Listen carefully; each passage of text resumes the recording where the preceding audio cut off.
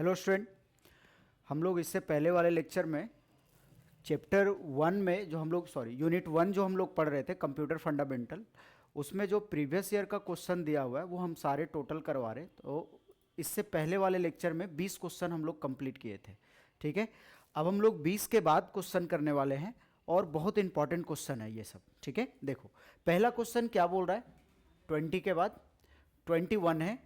21 में क्वेश्चन ये बोल रहा है, देखोगे इसमें पहला क्वेश्चन है Windows Vista is a operating system. ये क्वेश्चन 2022 के एग्जाम में पूछा हुआ है। समझ में आया? मतलब अबर के एग्जाम में बहुत ज़्यादा चांसेस है पूछने का 2024 के एग्जाम 25 के एग्जाम में। तो देखो इसमें बोल ये रहा है सिंगल यूजर होता है, मल्टी यूजर होता है, सिंगल यूजर मल्टीटास्किंग होता है, या फिर नन ऑफ दीज, इनमें से कोई भी नहीं होता है। तो विंडोज विस्टा जो है वो मल्टी यूजर होता है, मतलब एक बार में बहुत सारा यूजर उसको चला सकता है, यूज कर सकता है। तो ये मल्टी यूजर ऑपरेटिंग सिस्टम होता है विंडोज विस्टा। ऑप्शन बी इसका करेक्ट ऑप्शन है। ठीक है, नेक्स्ट 22 नंबर क्वेश्चन में देखो, विच of the following is not a system software. मतलब ये बोला जा रहा है कि निम्नलिखित में से कौन है जो सिस्टम सॉफ्टवेयर नहीं है। तो सिस्टम सॉफ्टवेयर तो गिना चुना सॉफ्टवेयर है, जैसे आपका सिस्टम सॉफ्टवेयर है ऑपरेटिंग सिस्टम, लैंग्वेज प्रोसेसर ये आपका सिस्टम सॉफ्टवेयर है। तो ये सब सॉफ्टवेयर जो है सिस्टम सॉफ्टवेयर है। इसके बाद जो सॉफ्टवेयर है वो आपका एप्लीकेशन सॉफ्टवेयर है। तो इसमें बोल रहा है कि निम्नलिखित में से बताइए कौन ऑपरेटिंग सिस्टम नहीं है। तो नहीं है तो देखो ऑपरेटिंग सिस्टम सॉफ्टवेयर नहीं है, तो ऑपरेटिंग सिस्टम तो आपका सिस्टम सॉफ्टवेयर है। उसके बाद लैंग्वेज प्रोसेसर भी आपका सिस्टम सॉफ्टवेयर है, लेकिन वर्ड प्रोसेसिंग जो है ये एप्लीकेशन सॉफ्टवेयर है, ये सिस्टम सॉफ्टवेयर नहीं है। तो ऑप्शन सी इसका करेक्ट है, ऑप्शन सी। ऑप्शन सी में हम लोग टिक कर लेंगे 22 नंबर क्वेश्चन का। ठीक है, नेक्स्ट है 23 number question, what do we call the process, what do will call the process when we switch on a computer from a switch off step.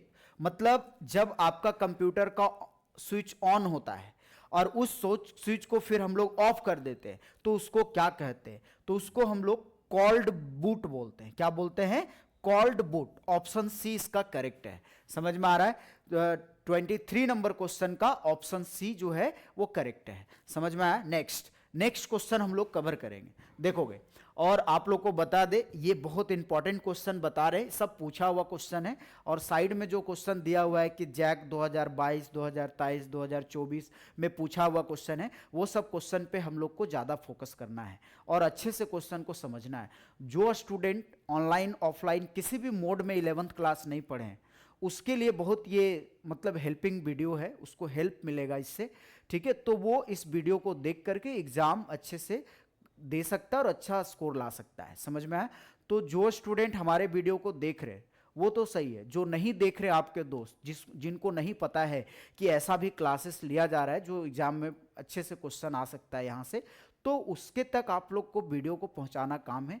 कारण आप हेल्प करोगे तो ज़्यादा, हेल्प करना बहुत ज़रूरी होता है।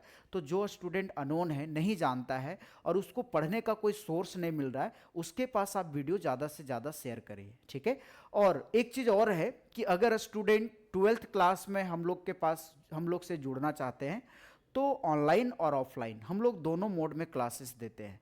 ठीक है, आपको किसी भी तरह का इंक्वायरी चाहिए, इंक्वायरी करना है तो आप जो कांटेक्ट नंबर दिया गया है उस पर आप कांटेक्ट कर सकते हो, या फिर इसका एक एप्लीकेशन है कॉमर्स वर्ल्ड जो आपको प्ले स्टोर पे मिल जाएगा, वहाँ से आप डाउनलोड करके और कुछ डेमो वीडियो है वो वीडियो आप देख सकते हो और वहाँ से डायरेक्ट कोर्स को परचेज कर सकते हो, या फिर कांटेक्ट नंबर दिया हुआ है। किसी भी तरह का परेशानी होता है ऑनलाइन ऑफलाइन ढूंढने में तो आप उस कांटेक्ट नंबर पे कांटेक्ट करके अपना 12th में जो है एडमिशन ले करके और अपना पढ़ाई कर सकते हैं। क्योंकि 11th तो आपको जैसे तैसे निकल गया, 12th में अच्छे से पढ़ाई करना है। 12th का सिलेबस थोड़ा बड़ा है, उसमें 2 वॉल्यूम बुक पढ़ना है और बहुत अच्छे से कवर करना है, क्योंकि उसमें कोडिंग ज़्यादा आता है और रिटेन एग्जाम है, आपको पता है। समझ में आया? इसमें तो MCQ है, तो MCQ हम लोग कर लेंगे तो कवर हो जाएगा। ठीक है, नेक्स्ट क्वेश्चन क्या बोल रहा है? अगला क्वेश्चन ये बोल रहा है, 24 नंबर क्वेश्चन है। 24 नंबर क्वेश्चन हम लोग देखते हैं। 24 नंबर क्वेश्चन में ये बोला जा रहा है what do we call piece of information on paper. मतलब अगर हम लोग किसी भी इंफॉर्मेशन को पेपर के ऊपर डिस्प्ले करवा देते हैं, कॉल मतलब प्रिंट करवा देते हैं पेपर के ऊपर, तो वो क्या कहलाता है? तो बताओ, जब तक वो इंफॉर्मेशन आपके सिस्टम में है तब तक वो सॉफ्ट कॉपी है, जैसे वो पेपर पे डिस्प्ले हुआ वो हार्ड कॉपी बन जाता है। समझ में आया? तो उसको हार्ड कॉपी बोलते हैं। उसको क्या बोलते हैं? Hard copy. ऑप्शन 24 इसका करेक्ट है, ये सॉरी 24 का ऑप्शन बी करेक्ट है। समझ में आया? तो ये थोड़ा घुमा के क्वेश्चन पूछा है, बहुत स्टूडेंट सीधा सीधे आता है। हम लोग अगर बोल देते हैं कि जो प्रिंटेड कॉपी होता है उसको क्या कहते हैं, तो उसको हार्ड कॉपी कहते हैं, बच्चे को समझ में आ जाता है। और सेम इंफॉर्मेशन आपके सिस्टम में अवेलेबल है उसको क्या कहते हैं, तो उसको सॉफ्ट कॉपी बोलते हैं।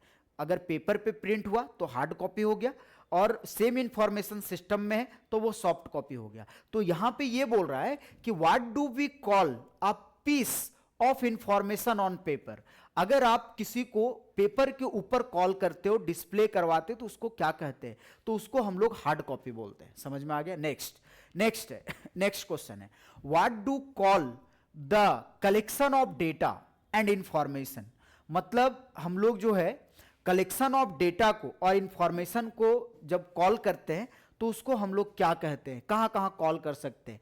तो फाइल के थ्रू कॉल कर सकते हैं, फील्ड के थ्रू कॉल कर सकते हैं, उसको रिकॉर्ड बोल सकते हैं, ये सब बोला जा सकता है। फाइल बोला जा सकता है, फील्ड बोला जा सकता है, रिकॉर्ड बोला जा सकता है, ये तीनों बोला जा सकता है। तो ऑल ऑफ दीज इसका ऑप्शन करेक्ट है ना? 25 का ऑप्शन डी सही है। समझ में आया?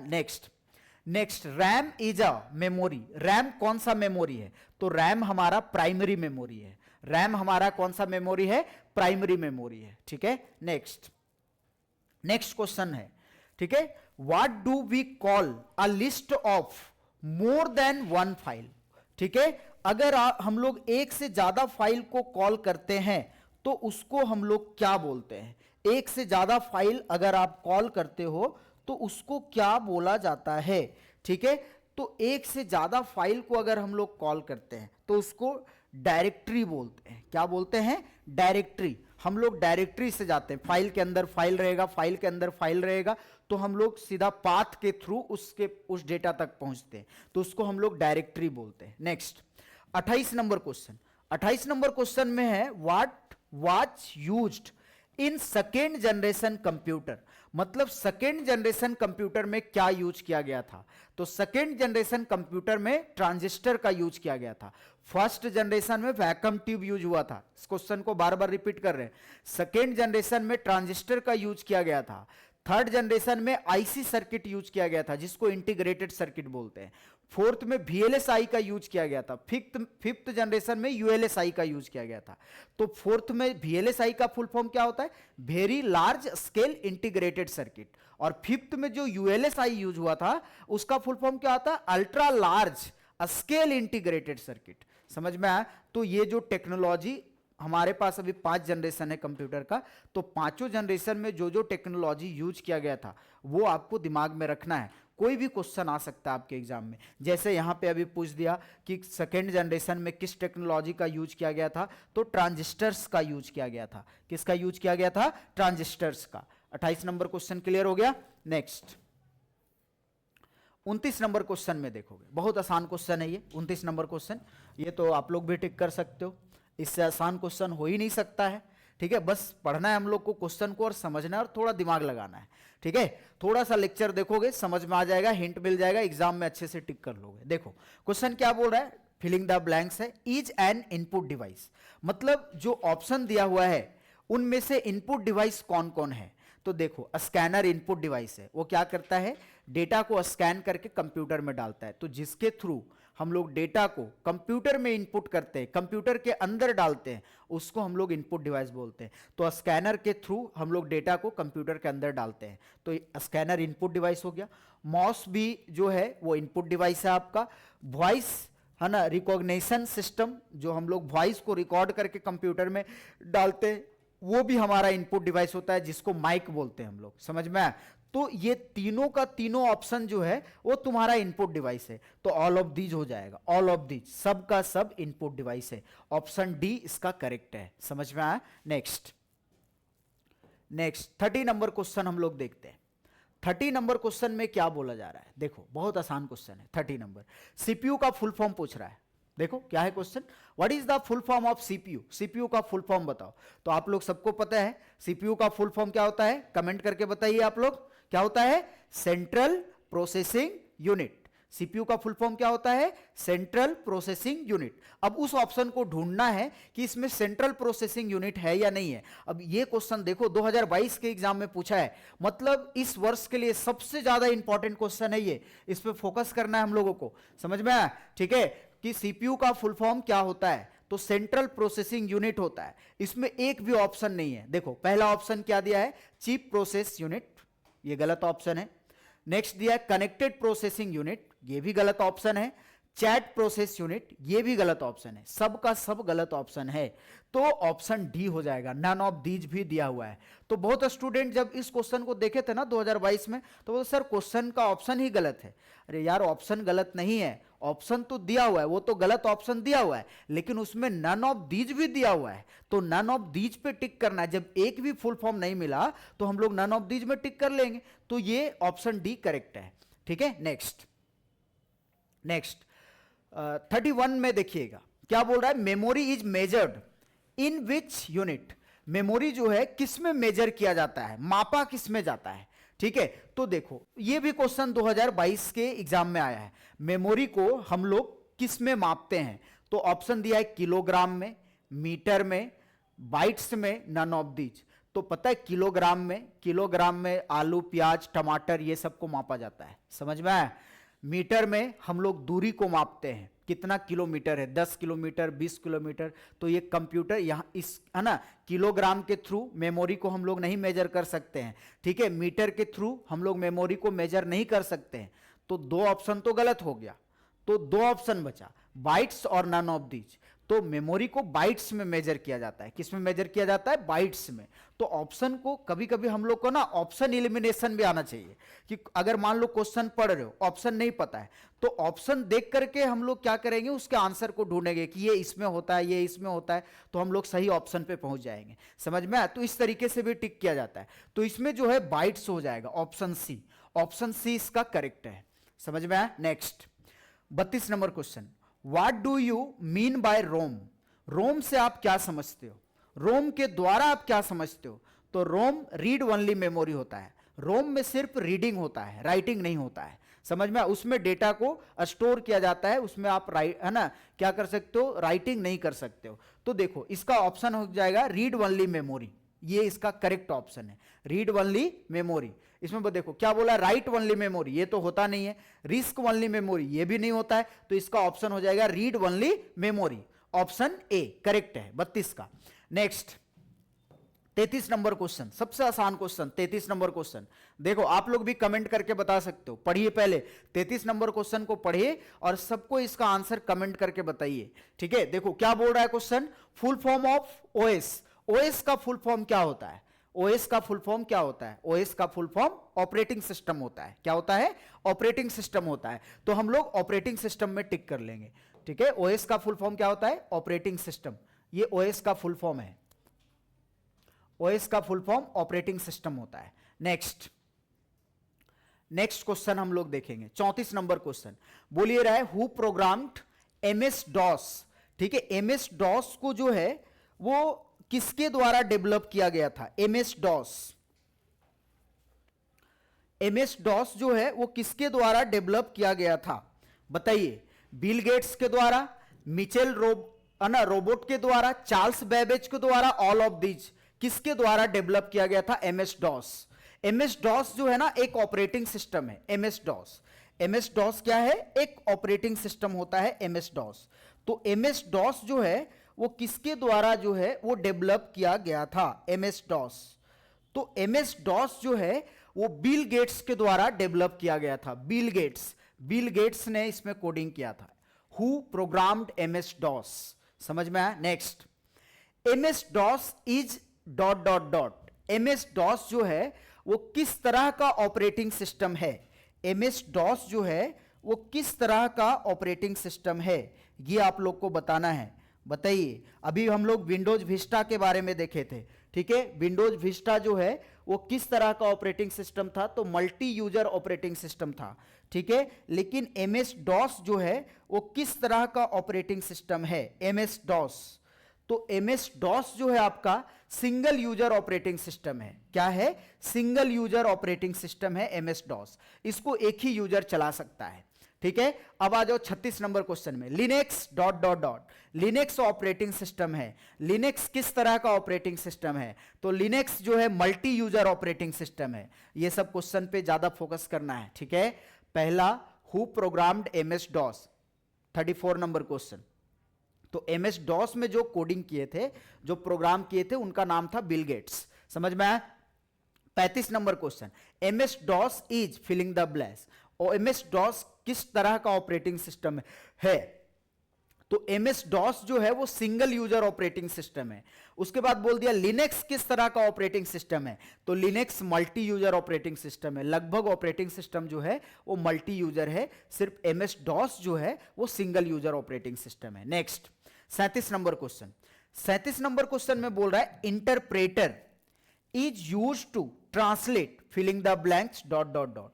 इंटरप्रेटर जो है यूज किया जाता है ट्रांसलेट करने के लिए। क्या ट्रांसलेट करता है, तो इंटरप्रेटर हाई लेवल लैंग्वेज को लो लेवल लैंग्वेज में कन्वर्ट करता है। तो इंटरप्रेटर हाई लेवल लैंग्वेज को ट्रांसलेट करने के लिए यूज किया जाता है। ऑप्शन ए, 37 का ए ऑप्शन करेक्ट है। इंटरप्रेटर हाई लेवल लैंग्वेज को ट्रांसलेट करने के लिए यूज किया जाता है। समझ में आ गया स्टूडेंट, तो इस पे आप लोग को ज्यादा ध्यान देना है। ये बहुत इंपॉर्टेंट क्वेश्चन है, जो 3-4 क्वेश्चन बताए, और थोड़ा मतलब हम लोग इसके बारे में पढ़े, लेकिन क्या है थोड़ा लैंग्वेज चेंज कर देता है, क्वेश्चन घुमा देता है, तो हम लोग को लगता है आंसर नहीं पता है। तो इसीलिए ये सब क्वेश्चन हम करवा रहे हैं, थोड़ा एडवांस लेवल का क्वेश्चन करवा रहे हैं, ताकि आपके एग्जाम में क्वेश्चन घुमा के भी पूछे तो आपको समझ में आ जाए। इसलिए इस वीडियो को ज्यादा से ज्यादा देखिए, और जो आपके दोस्त जो अभी तक क्लास नहीं किए उसके तक वीडियो को पहुंचाइए, ठीक है, ताकि उसका भी फायदा हो सके, ठीक है। नेक्स्ट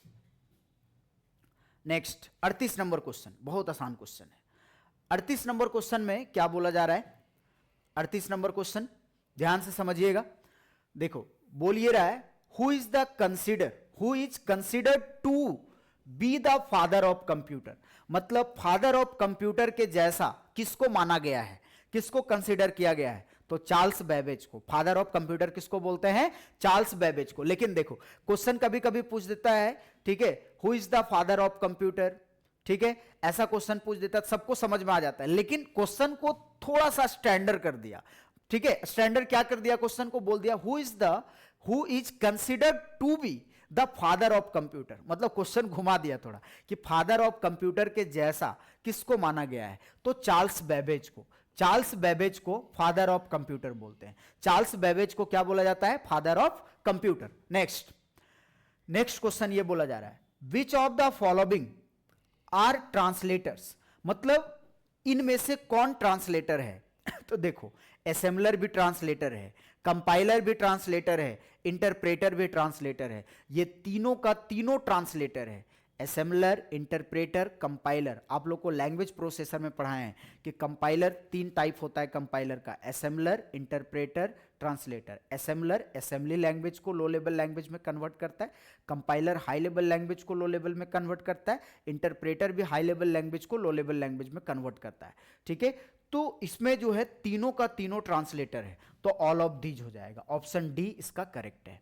समझ में आया। Next 40 number question, the term computer has been derived from which word, मतलब कंप्यूटर वर्ड कहां से आया है, तो देखो इसमें तो ऑप्शन ये वाला सही है, ठीक है, कंप्यूटर। तो कंप्यूटर वर्ड जो है कंप्यूट से आया है, यहां पे कंप्यूट लिखा हुआ होना चाहिए था। कंप्यूट का मतलब होता है कैलकुलेशन करना, ये थोड़ा स्पेलिंग मिस्टेक है, तो इसको आप लोग देख लीजिएगा। कंप्यूटर वर्ड जो है वो कंप्यूट वर्ड से डेराइव हुआ है, डेराइव मतलब बनना। कंप्यूटर वर्ड कहां से बना है, कंप्यूट वर्ड से डेराइव हुआ है। समझ में आ गया स्टूडेंट। तो हम लोग इससे पहले वाले लेक्चर में 20 क्वेश्चन किए थे, आज जो है 20 के बाद हम लोग किए। अभी हम लोग यूनिट 1 का एमसीक्यू कर रहे हैं। समझ में आया। तो पहले प्रीवियस वाला लेक्चर आप लोग देखना, यूनिट नंबर 1 का क्वेश्चन नंबर 1 से 20 तक मिलेगा, और ये लेक्चर नंबर 2 है, इसमें आपको क्वेश्चन 21 से 40 तक मिलेगा। समझ में आया। अब नेक्स्ट लेक्चर जो आएगा वो आपका 41 से आएगा। समझ में आया स्टूडेंट। तो लेक्चर आप लोग देखते रहिए, वीडियो को देखते रहिए, एमसीक्यू यहाँ से आपका क्लियर होता जाएगा और लगातार वीडियो अपलोड होगा, है ना। आप चैनल को सब्सक्राइब कर लीजिएगा, आपके पास नोटिफिकेशन चला जाएगा, जब भी जाएगा आप लेक्चर देख लीजिए और ज़्यादा से ज़्यादा लोगों तक शेयर कीजिए ताकि उसका भी फायदा हो सके। समझ में आया स्टूडेंट? Thank you.